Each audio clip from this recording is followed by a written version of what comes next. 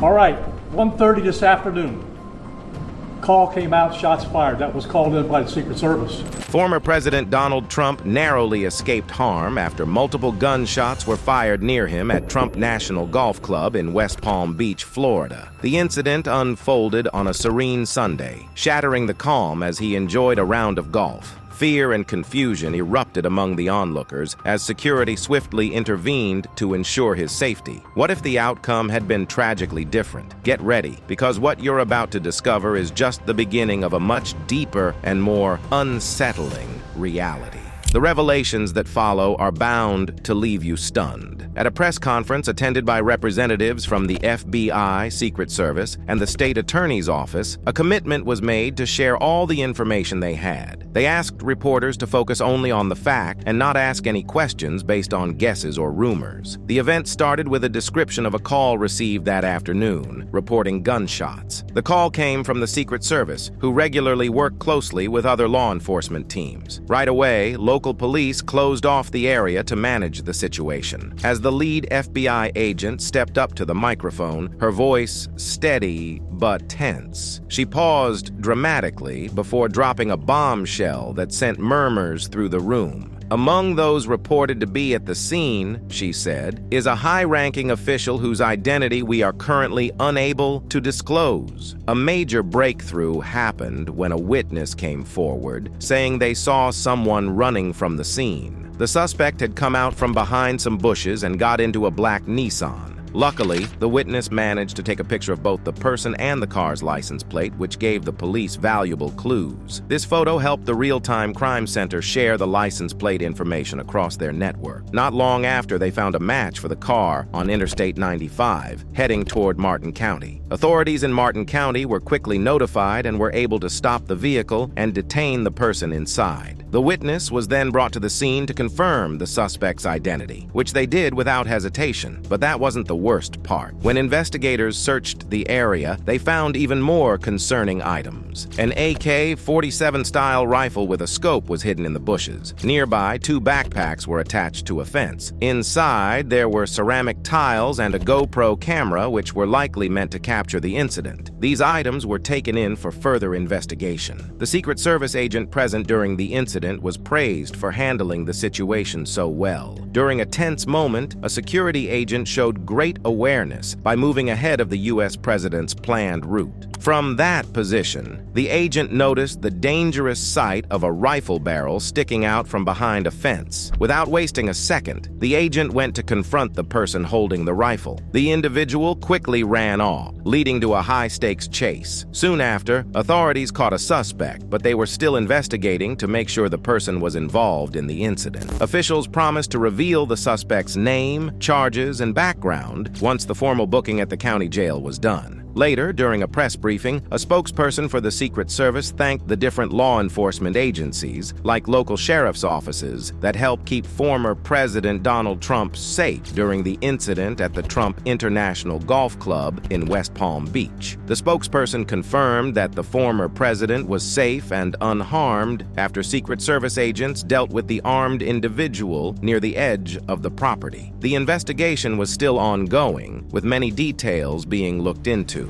Next, the FBI took the stage with Special Agent in Charge, Jeffrey Val, speaking to the media. He explained that the FBI was leading the investigation into the scary events. The agency had brought in a large team, including bomb technicians, investigators, and crisis response units, to make sure every part of the situation was carefully looked at. This showed how quickly and effectively different groups worked together to protect national security and public safety after such a disturbing event. Right now, it's really important for everyone to stay away from the area near the golf course. We're using all the resources we can from the FBI to look into this situation, and we're getting strong support from the Secret Service, the Palm Beach Sheriff's Office, the Martin County Sheriff's Office, and other law enforcement groups. If you have any helpful information, please don't hesitate to reach out to us. You can call us at 1-800 Call FBI or visit our website at tips.fbi.gov.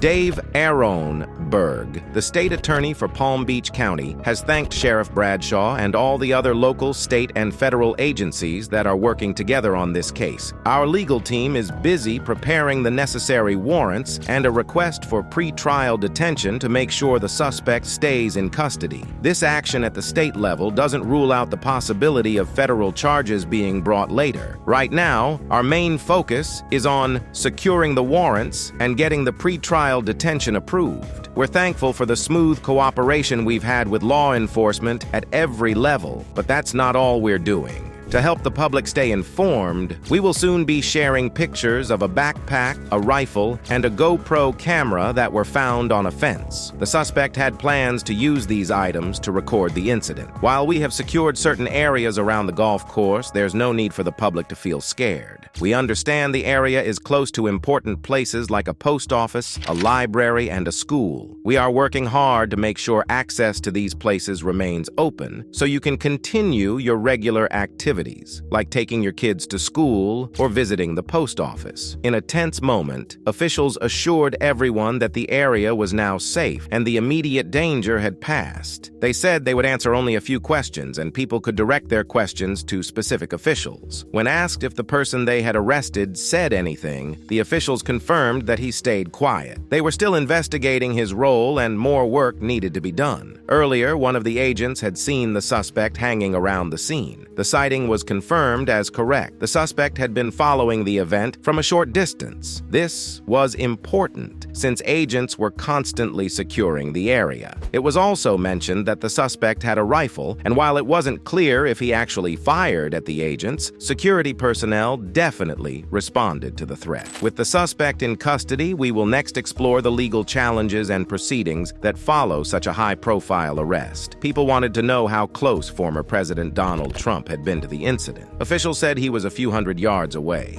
And we were able to get a hit on that vehicle on I-95 as it was headed into Martin County.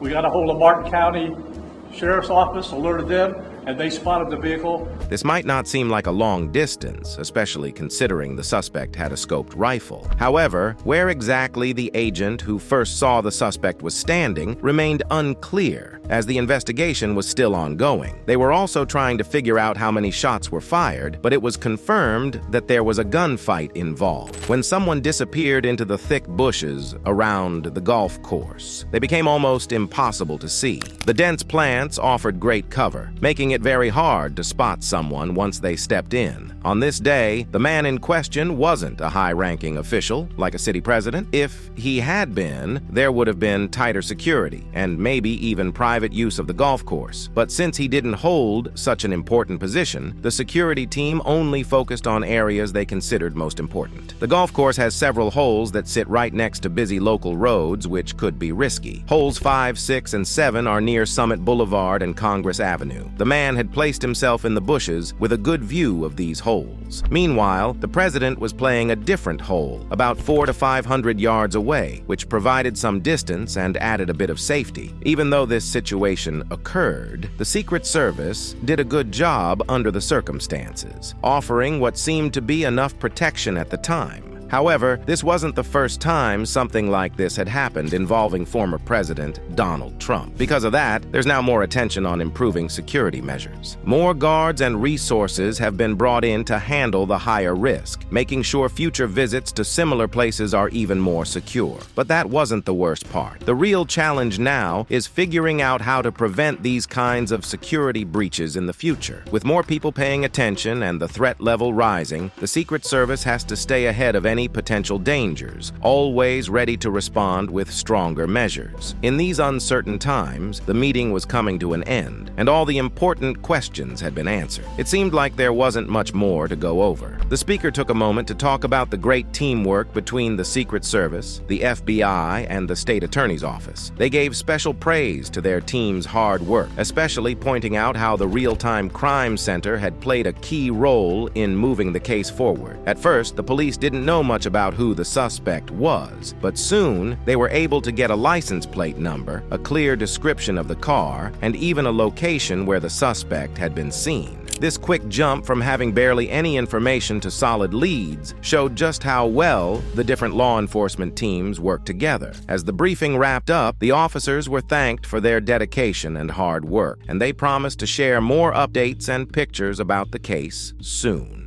Throughout its history, the United States has faced several attempts to eliminate its presidents and former presidents. These events have had a lasting impact on the country, often sparked by political anger, personal problems, or strong beliefs. They have targeted some of the most important leaders in the nation, from Andrew Jackson to Donald Trump. Whether they were successful or not, these attempts have shaped how Americans view their leaders, changed security measures, and influenced the political landscape. The first recorded attempt to eliminate a U.S. president happened in 1835, with Andrew Jackson as the target. On January 30th, Richard Lawrence, a man suffering from mental health issues, tried to shoot Jackson while he was attending a funeral at the U.S. Capitol. Luckily, both of Lawrence's guns misfired, giving Jackson the chance to fight back using his cane. Lawrence was later declared insane and sent to a mental institution for the rest of his life, avoiding any criminal charges. Abraham Lincoln's assassination was a crucial and deeply tragic moment in American history.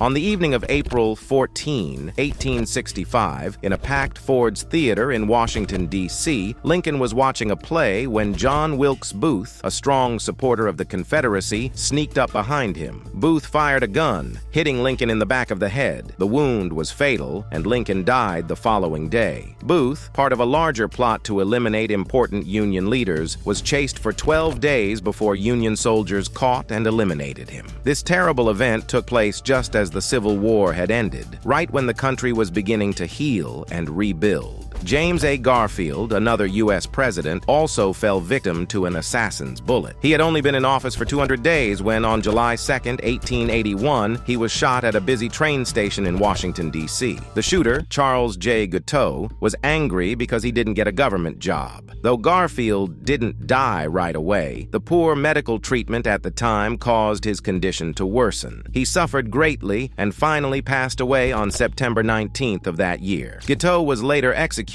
for his crime. Garfield's death sparked major changes in how government jobs were given out, leading to the Pendleton Act, which ensured jobs were awarded based on skill, not favoritism. In the early autumn of 1901, the United States was shaken when William McKinley, its 25th leader, fell victim to an assassin's bullet. On September 6th, at a bustling gathering within the grounds of the Pan American Exposition in Buffalo, New York, an anarchist named Leon Czolgosz stepped forward and shot McKinley twice. Initially, McKinley showed signs of improvement. However, his condition worsened as gangrene set in from his injuries, leading to his death. This tragic event stirred a significant reaction across the nation, intensifying actions against anarchists and paving the way for Theodore Roosevelt's rise as a prominent figure in American politics. With these reflections, we now turn to examine how such incidents have shaped the security protocols for former U.S. presidents. Over a decade later, in 1912, Theodore Roosevelt, no longer in office but seeking a return, narrowly escaped death while campaigning. As he prepared to address a crowd, a mentally disturbed man named John Schrank fired a bullet into his chest. In a remarkable show of resilience, Roosevelt continued to speak for an additional 90 minutes. The manuscript of his speech, tucked into his coat pocket, helped reduce the bullet's force. Schrank was later declared insane and sent to an asylum for the rest of his life. In 1933, another alarming event took place involving a president-elect, Franklin D. Roosevelt. While in Miami, Florida, an Italian immigrant, Giuseppe Zangara, fired several shots aimed at Roosevelt.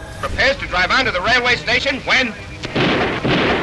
Miraculously, Roosevelt was unharmed, but Chicago's mayor, Anton Kermack, was tragically eliminated. Zangara's attack, driven by his hatred for politicians and the wealthy, highlighted the growing societal tensions and political unrest in America during the pressures of the Great Depression. In a shocking act of violence, two men from Puerto Rico, Oscar Collazo and Griselio Torresola, attempted to assassinate President Harry S. Truman. This happened on November 1st, 1950, while Truman was staying at Blair House because the White House was being renovated. Their goal was to draw attention to their fight for Puerto Rican independence. As they approached the president's guards, a fierce gunfight broke out. Torresola was eliminated and Collazo was injured before being captured. Amazingly, Truman was unharmed, but this incident led to much tighter security around the president. But this wasn't the worst part. The attack showed just how vulnerable a president could be, even in his own temporary home.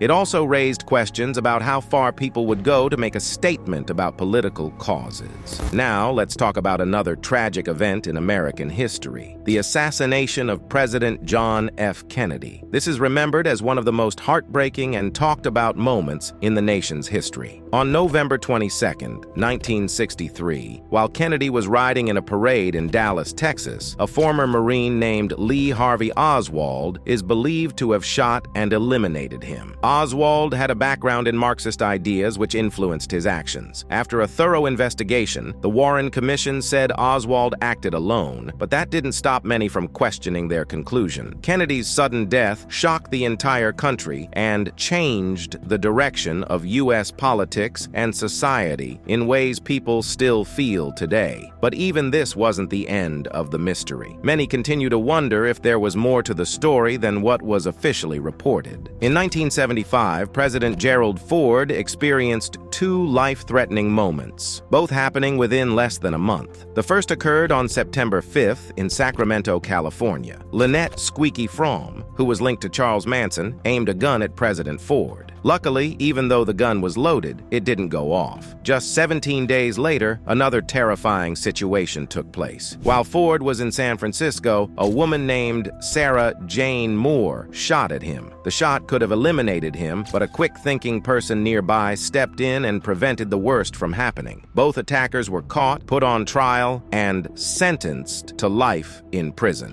These events made it clear that the security around the president needed serious improvements. In 1981, on a peaceful day in March, another president found himself in danger. John Hinckley Jr. fired a gun at President Ronald Reagan as he was leaving a hotel in Washington, D.C. Hinckley's strange reason for doing this was to try and get the attention of actress Jodie Foster. One of the bullets hit Reagan, but he got medical help quickly and was able to recover. This attack didn't just put Reagan's life at risk. It also ended up increasing his popularity with the public and led to major changes in mental health laws and how the Secret Service protected the president. In July 2024, former President Donald Trump had a close call when someone tried to attack him at an event in Butler, Pennsylvania. Take a look at what happened.